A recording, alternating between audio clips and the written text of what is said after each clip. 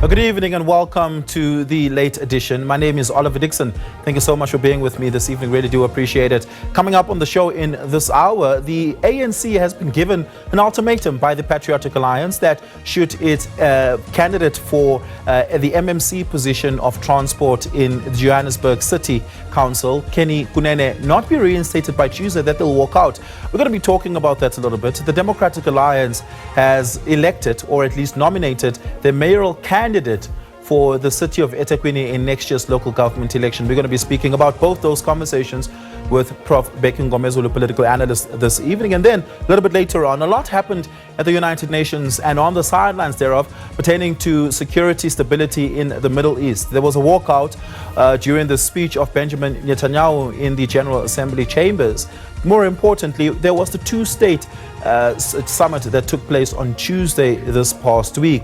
Donald Trump, of course, saying that he does not support Benjamin Netanyahu's intention of encroaching further into the West Bank. We're going to be talking about that with Tembisa Vakude on the show this evening. Do stick around for that conversation as well. But first, let's take a look at your headlines. We don't have that thing of now we'll never work with the DA in next election. We will form a coalition with the DA if they're going to treat us like that, that's the ANC. The ANC's first Deputy Secretary General, Nomvula Mokonyane, would not be drawn to comment on the Patriotic Alliance threat to withdraw from the Government of National Unity Coalition next week. In a Facebook post on Tuesday, Patriotic Alliance leader Gayton McKenzie said if his deputy, Kenny Kunene, is not reinstated as the MMC for transport in Johannesburg, his party would pull out of all coalition agreements with the ANC. This election is not just about another contest. It's a choice between more collapse or renewal, between corruption and accountability, between chaos and competence, between decay and dignity, and between building and breaking. Former Member of Parliament Haniff Hoosen is the Democratic Alliance mayoral candidate in the eThekwini Metro in Durban. The announcement was made by party leader John Steenhuisen in Chatsworth in the south of Durban. The Democratic Alliance says Hoosen's vast experience makes him the ideal candidate to lead the only metro in KwaZulu-Natal after next year's local government elections.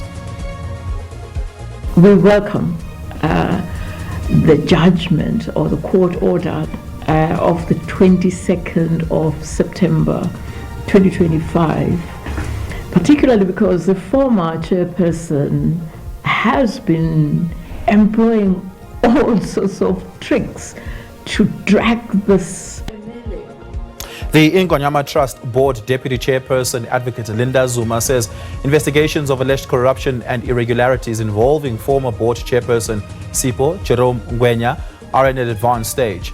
She says the order made by the Pietermaritzburg High Court for Ngwenya to pay back 30 million rand to the trust for the sale of land. Metros, they house about 62% of our population. And that is the majority of the population. And if the metros, instead of becoming better, yet housing the majority of the population, we are heading for a disaster. The Minister of Cooperative Governance and Traditional Affairs says that COGTA commits to strengthening the relationship between municipalities and business chambers in all 8 metros across South Africa. Hlabisa was speaking at the engagement government had with the Nelson Mandela Bay Business Chamber in Gqeberha in the Eastern Cape. We're both in the same playing ground, basically. It's all about who's going to pitch up on the game, but it is for us our last home game at home, the last time people in South Africa will see us, last time our families will come, so that does add a bit of that.